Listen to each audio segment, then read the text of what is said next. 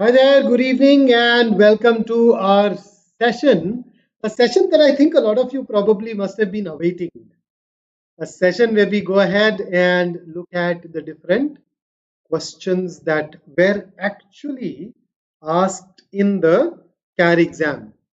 So, this is that day, and we go ahead and look at the various questions that were asked in the slot 2 of the CAT exam that was recently conducted, recently concluded. In case you happen to have any questions, issues, or concerns, do send them my way. If you found certain questions tricky and you don't agree with the answer choices, please bring those to me as well. Now, this session is primarily for all those who wrote the CAT exam and want to have a look at the answers and their rationale. Right, so that's going to be the core focus area here.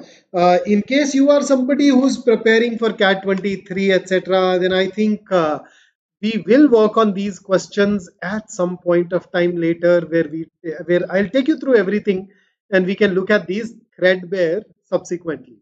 Okay, so in case you are new to our channel, please don't forget to subscribe to the channel and hit that bell icon so that you start getting all the notifications. My name is Vikrant and I'm your personal coach for all things related to English and communication skills. And even otherwise, you'd find me pretty open to discussing all sorts of challenges that you face during your preparation. So any questions before we start? Amit Bhatt, hello sir. Africa वाला पैर बिल्कुल अमित सारे देखेंगे, Africa वाला भी देखेंगे. Africa वाला ओ मुझे तो आसान लगा था यार, बट मुझे ज्यादातर वैसे ही आसान लगते हैं. जब आएगा तो डेफिनेटली उस पर भी नजर डालेंगे. So let's go ahead and dive into this, starting with the first passage. So I'm assuming you've gone through this and we can straight away discuss it. So there was this particular passage that focused on content creation by places like Netflix and the associated challenges. But then, ironically, when you read the first paragraph, you may not be very sure of what the main idea is. But the moment you read the entire paragraph and then come back to the first one, you realize that, oh, that is how it gets connected to the passage. So Umberto Eco was right when he said that the language of Europe is translation. Netflix and other deep-pocketed global firms speak it well. Speak what well? They speak the language of translation very well. And then it went ahead and talked about economics of European productions are more appealing, as American audiences are more willing to give a shot to dubbed or subtitled shows. But then it talked about not everything works across borders when it comes to translation. Some things work, some things do not work. Some countries lead to content that is watched, whereas there are some countries where the content that is produced is not watched as much. Despite that, there aren't very many such efforts. Then, Krishna, not really. I think I agree with. There is only one question that I'm still contemplating over, thinking over, but more or less, I think the answers that I chose are also the answers that have been released. So, barring one or two questions that I'd also have to think deeper. Normally, I would have thought deeper, but unfortunately, there was a tragedy in our family, and as a result, I was occupied by dealing with that personal loss over the last couple of days. In fact, I've just come home so that I could take the session and then be with the family once again tonight. हाँ, so और देखेंगे अगर कुछ issue होगा भी उन एक दो क्वेश्चंस में तो I will get back to you, but more or less I think it is all right. Okay, so and here was the last paragraph. Irony of European integration is that it is often American companies that facilitate it, and then how these shows can go ahead and, in a way, unite the fragmented Europe. So here is the first question. The author sees the rise of Netflix in Europe as, if you look at the entire passage, the very last paragraph tell you that it is a unifying force. So this was more or less easy. In fact, this was exactly the answer that I shared even during our analysis. There were two passages that I went through very closely. I could write down the questions, etc. So we have that there. Then question 2. based only on information provided in the passage, which one of the following hypothetical Netflix shows? So in this case, there were a couple of options which were easy to eliminate. The paragraph told us that German TV is not that conducive to, or not that appealing. I'll just take you to the relevant part and you'd see. Here it is. German television is not always built for export. Being polite, which is like German shows do not really do well. And then here itself, we've also been told that comedy sometimes struggles. So that allowed us to rule out two of the answer choices. Comedy, Italian comedy show, and German TV show. But what kind of shows work? Odd units and bloodthirsty maelstorms work. Then even if you look at the very first paragraph, not the first, I guess, second,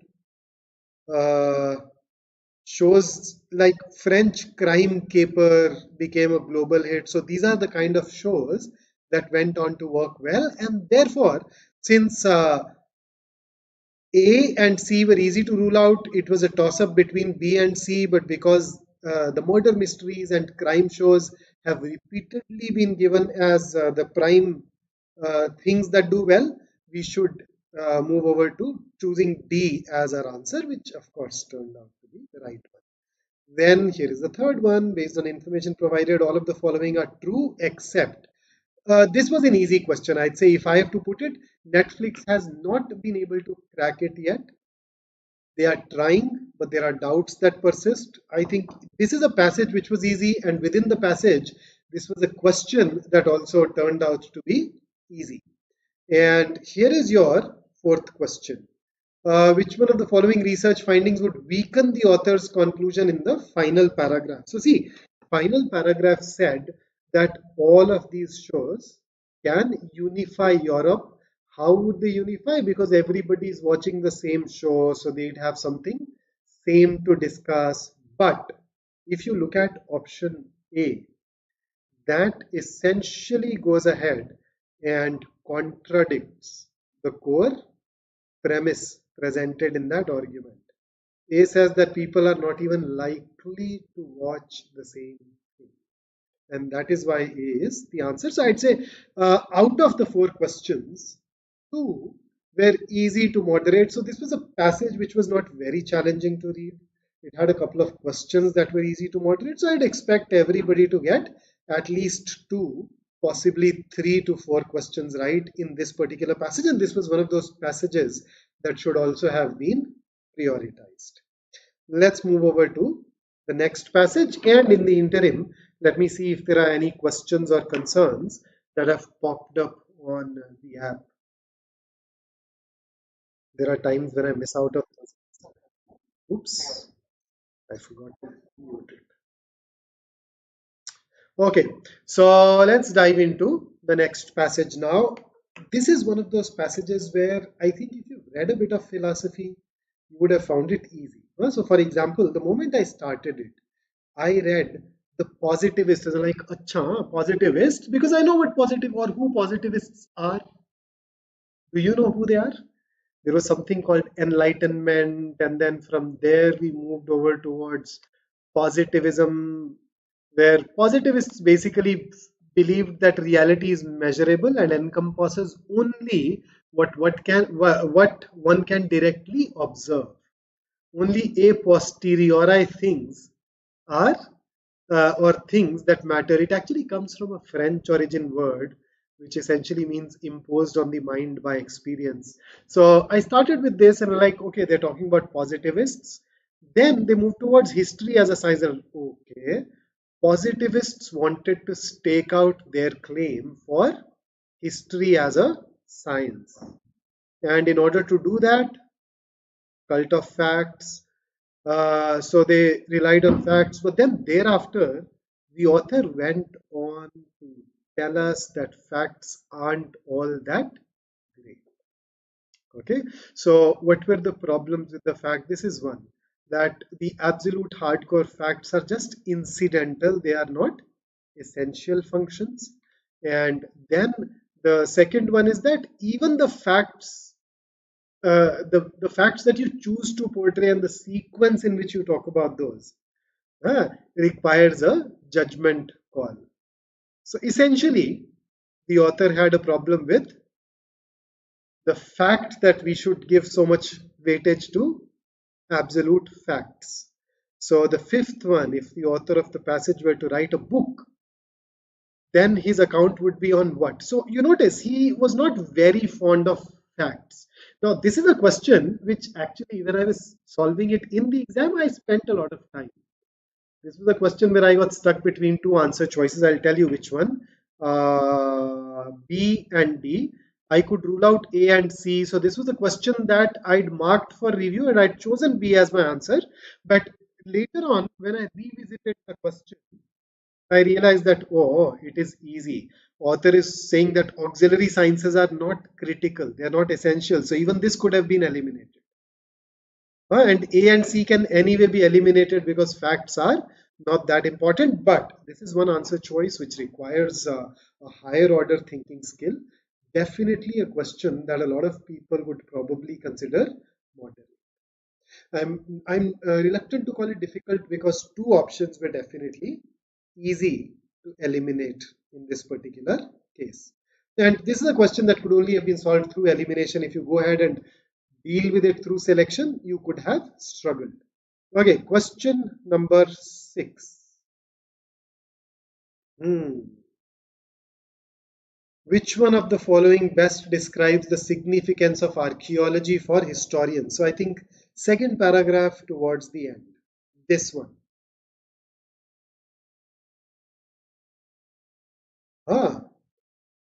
They just support by providing the obvious facts, but they are not going to be very essential to that process, right? That's the idea that essentially comes out, and therefore the only correct answer would have been A.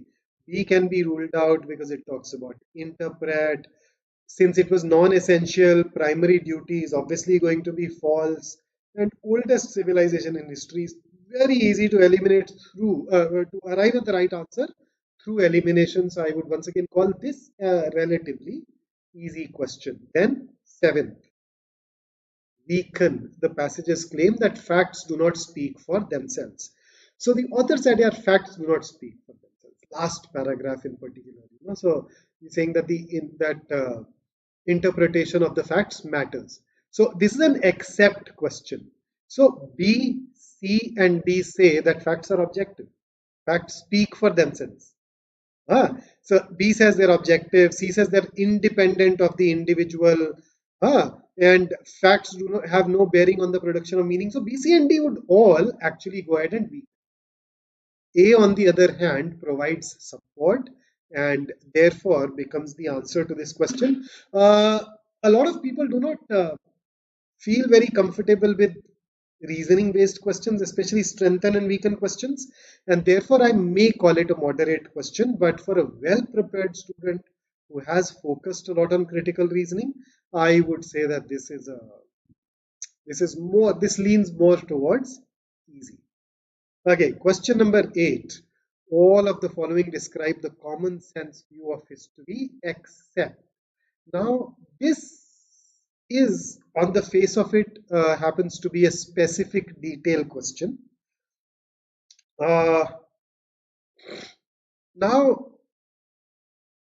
except. So, A is something that has been given very clearly as a common sense view of history, so could be ruled out. B, because it had. So, I had this issue with B that because it uses only and the passage does not use it, this should be the answer.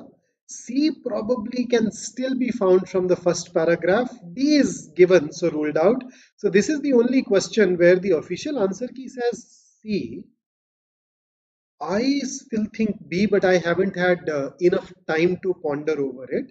But I'm telling you, the official key, the official answer is C.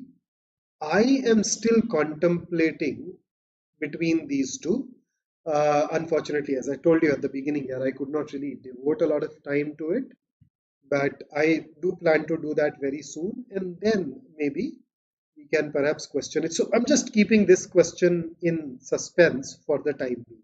And that takes us to our next passage, which I think purely in terms of subject matter probably be a tough passage for quite a few of us, purely from the subject matter perspective, because philosophy combined with a lot of challenging words, not exactly a very easy sentence construction, even in this one.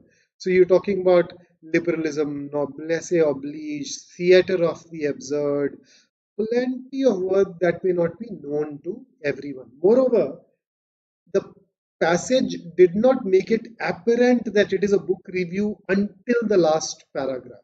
So here you just know the viewpoint of one particular person.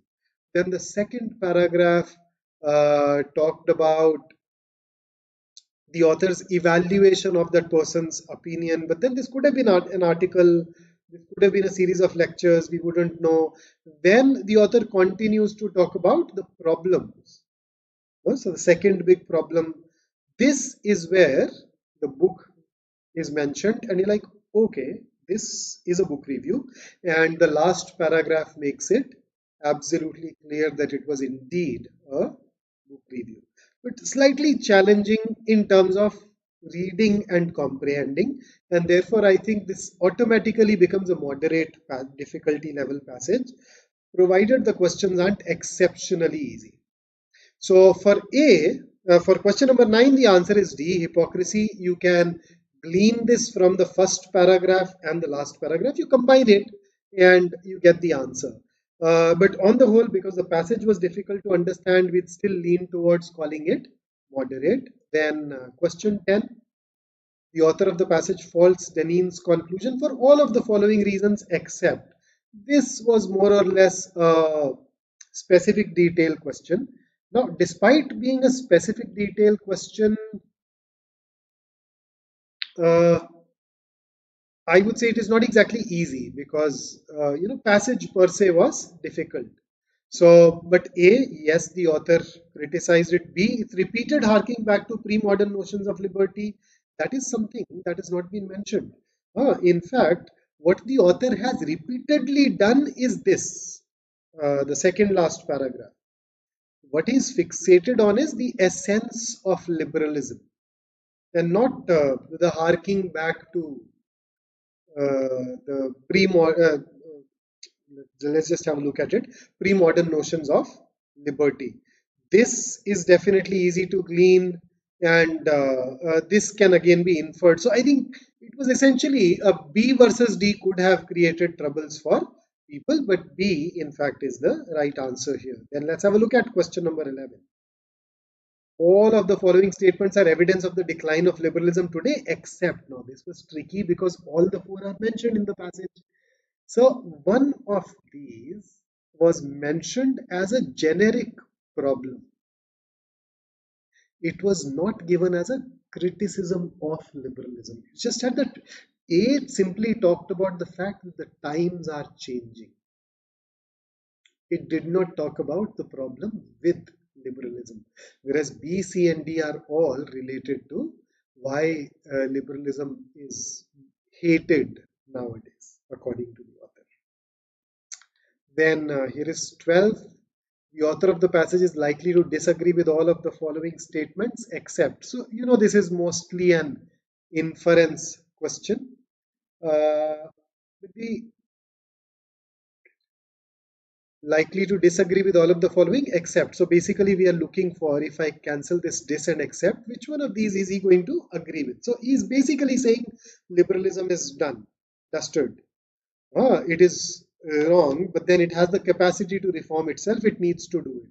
You can get it from the second last paragraph, and that is where B can be inferred, and that is where B goes on to become the right answer choice. So here is the fourth passage, which essentially talked about thrifting. The fact that people are buying second-hand clothes and there are organizations that are pushing it. We generally think, but then it took a twist. Okay, we normally talk about it in a positive direction. This is one of those rare articles where we have, where I read it, where it talks about the fact that thrifting actually has problems. And what are those problems? Older clothes shed more microfibers. they end in our oceans. So instead, they should stick to buying high quality items that shed less and last longer instead of buying those old vintage clothes. And then another concern with why these things are not very popular in the UK. So the central idea of the passage would be undermined. So the central idea is old clothes are problematic because they shed. They're not environmentally friendly. But the moment you look at B, it says that no, old clothes are environmentally friendly, so that pulls the proverbial rug out of the passage, and that basically destroys it, and therefore should be considered, should be thought of as our answer. Okay, then 14. Companies have for all the following reasons except that. So which one of these is not? Luxury brands do not like their products to be devalued is right, but then that has not been talked about in the context of why people are not buying these in the UK. If luxury brands are reluctant, they're reluctant for this to happen even in the US. But it is happening in the US, so why is it not happening in the UK? That is something that we had to kind of look at. So if you look at that particular paragraph, you'd realize that this is still part of the paragraph. This is, in fact, if I just take you back, just look at that paragraph and we'd be able to look at it. Okay, so this, so technically I had a problem with this, but according to the passage, yes, this is a factor. Only buying new products is the norm. Second hand are not in their psyche. But then, if you notice, why am I going wrong in my clicks today? This and this can be inferred from that particular paragraph. C can also be inferred. This has not been stated explicitly that they do not buy second-hand clothing. There can be a reduced tendency, but they do not will be a bit of a stretch when it comes to interpreting it. But this was definitely a challenging question. Elimination became an issue because you had to infer a lot from the passage. 15th was an easy question.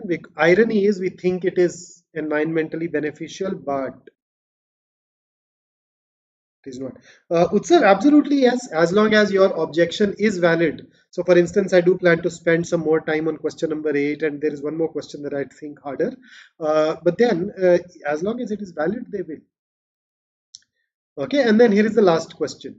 So fast fashion, use and throw, goes out of circulation soon. Slow fashion remains in circulation. So that can only be interpreted by. So I'd say this is a passage which was once again easy to read, and there were a couple of questions which were definitely easy, and I would expect everybody to go through the passage, get definitely 2 questions right, maybe even 3 to 4 questions right, and therefore easy one. So on the whole, if you give these 4 passages to me in this sequence, I would probably look at passage 4, then passage 1, then passage 2, and then passage 3. This was the order of difficulty, where the first 2 very easily could have given us around 6 questions correct. And with that, let's move over to our verbal ability. This was easy. Easy because when you say it pushed it back by 1,000 years, you need to have some estimate first. That estimate was given here 4,500 years ago, and that is why the answer had to be option 2. Similarly, if I look at the next one, you notice if you read the paragraph, the moment you come here, the sentence after blank 2 says, while this distinction between developing and advanced economies. But then there is no distinction between developing and advanced economies in the preceding sentence. So in order to bring in that distinction, you need to introduce this, which talks about developing countries in contrast to developed countries. Without that, the transition is impossible, and therefore the answer once again would be 2. So I found both of these to be easy, provided you start with the paragraph. Because in both the cases, when you started with the paragraph, it was very easy to see that shift. In 17th, yes, I mean, the blank may not have jumped out at you, but after that, when you read the last sentence, this should have become easy. Then, question number 19. Okay, so 1, 2, 4, and 5 had this simple theme. Self care was earlier thought as beneficial. Recent studies tell us that there are problems with it. But if you look at third says that okay, it is important to consider that the bulk of research has yet to track long term consequences. So it somehow casts a suspicion on the other four sentences.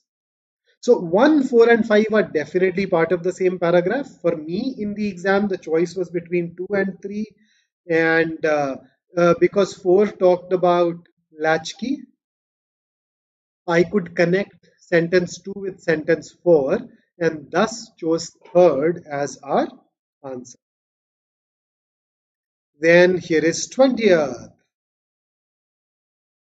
Easy, difficult? I don't know. I would look at it. I'd probably, when it comes to 20th, I'd probably call it a moderate question. I don't know about you. I had to circle around it in order to find the answer. So I could see this connection where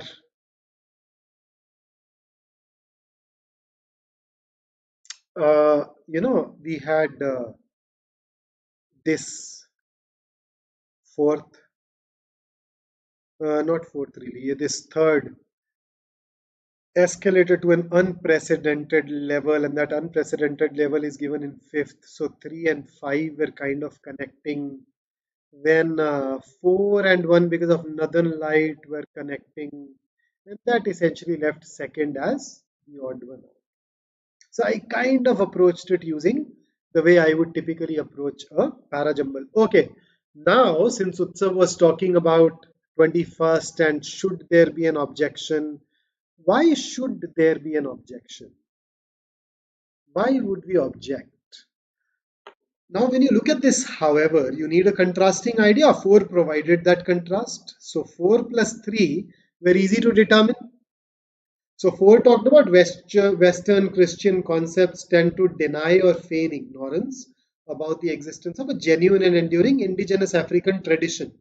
However, their views contradict the reality, for a rich and sustaining local African cultural ethos exists. So very clearly a contrasting sentence. Thereafter, the question was, should I put 2, 1, should I put 1, 2? So when you look at 1, it talks about voices this theme, and that this theme is mentioned in second and therefore 2, 1.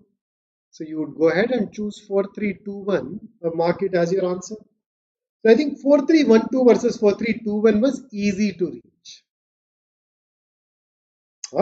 And then why is 2 coming after? Because it talks about the conflict. And that conflict is given to you in 4 and 3. There are some people who say there is no indigenous African tradition. Then there are people who say, no, there is a rich indigenous tradition. So there is that conflict. That's the only way you would be able to use the conflict. So I am okay with the answer here. I don't think there is much of a problem here. Challenging, maybe. I would probably put it as moderate, but I think the moment I see a lot of word-based clues, the conflict was the only idea-based clue which required a little more thought, but plenty of word-based clues which made it easy for us.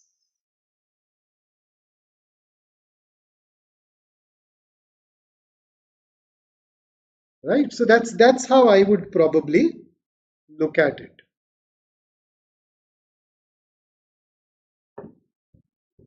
Okay. So here is the next one. This was a slightly challenging question, and I'll tell you why. I think most of us would have found that sentence 4 should start, right? And then 1 and 3 are also connected. So 4 at the beginning, 4 before 1, 2, 3, 1 and 3 together. So that basically leaves us with two possible scenarios, 4213 or 4132. I guess this is a juncture where I'd expect good students to reach. Thereafter, it became a challenge.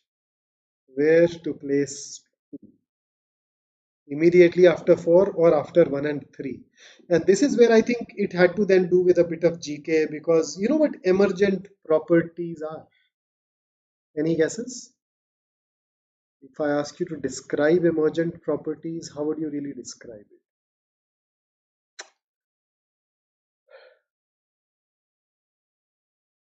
So, you know, emergent properties emerge out of sum total of things. So when you combine things, you don't expect things to turn out in a certain manner, right?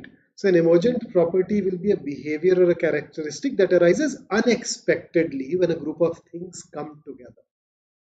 Now, they're very fascinating, very mysterious phenomena.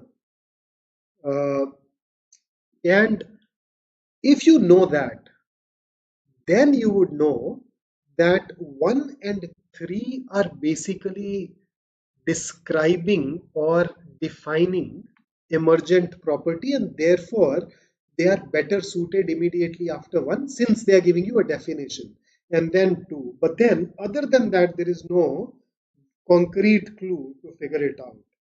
So because I knew emergent properties, I've read a bit about it. I'm not exactly an expert on them, but I saw that 1 and 3 are defining emergent properties for you. They're elaborating upon what is given in 4. And that is why 4132 should be better than 4213. But these are the kind of questions that become difficult. Gaurav, why should there be an objection? Merely because of the source. I still don't see why. Yeah, it is taken from some site online, but why should we object to it? You'd always rely on some source, so maybe you have your reasons, huh? Okay, then summaries. Question number 23. Frankly, this is the one that I found easy because I mean, when you look at A, people are vulnerable, caused due to climate change, measures taken are ineffective, it misses out on news media altogether. So I'd say it is incomplete. B also says ignores the role of media. D was the only one which talked about this. So C talked about news media, but then it talked just about news media. D at least combined the first and the second halves both and became the best answer choice. Question 24th was a little tricky. I put it under moderate because the passage was difficult to read. It was one of those challenging passages to read, and you had to spend time on it. But once you start eliminating, you'd realize that we are given various reasons behind creating counterfactual alternatives to reality, and then its benefits. Now, if you look at A, you are not able to reverse it. If you look at C and D, they are talking about one specific reason each. Whereas B is the only one which says there are a variety of reasons. It does not cite those reasons, but it tells you there are multiple reasons. And it also includes the fact that it is part of one's developmental process, which is given here, and that makes it the best answer choice. So if you could ignore the initial challenge posed by, I think, okay, I am cutting into the summary. Let me just minimize my size once. If you could deal with reading the passage, I think the rest of it would have come easy. Because the options were not exactly all that close. So that's about a quick review of all the questions of this particular slot. In case you wrote the third slot, please do join me at 9 p.m. today where we pick that up. And if you're preparing for other management entrance exams, you need extensive help, you can consider joining our OMAT specific batch. We are conducting a workshop on 9th of December on MBA, why, how, and when. If you are a CAT 24 aspirant who has come here, This is an amazing, very useful session for you. Don't miss out on this. And you know that we started a CAT crash course. Similarly, we are also starting a ZAT crash course from 19th of December. So we'd see you almost every day at 7 p.m. to prepare you very well for that as well. So gear up for that after you have taken care of your snap. And by now, you know that we have this tool called CAT College Predictor. You find the link in the pinned comment. You can use that to figure out which all colleges you have a realistic chance of getting a call from. Additionally, you can also use our score calculator and percentile predictor if you haven't done that already. And our very next exam is SNAP. So every day at 7 p.m. we have this crash course running. Apart from the 7 p.m. sessions, I've also been taking these dedicated English sessions for SNAP at 12 noon. Let me check. I think I have a session with you even tomorrow at 12 where we'll be talking about SNAP, dedicated SNAP questions. Right? So do join me for that as well. So that's it from me today. I look forward to meeting you once again at 9 if you are looking for a quick discussion on slot 3. And I would love to see you at 12 tomorrow for a session on Snap. Until then, stay safe, stay focused, stay in touch, keep working hard, and keep letting us know what more you want us to bring in for you. Okay? Take care. Have a great time then. Thank you. Thank you, Anushri. I just read this. Shubham, use the percentile predictor.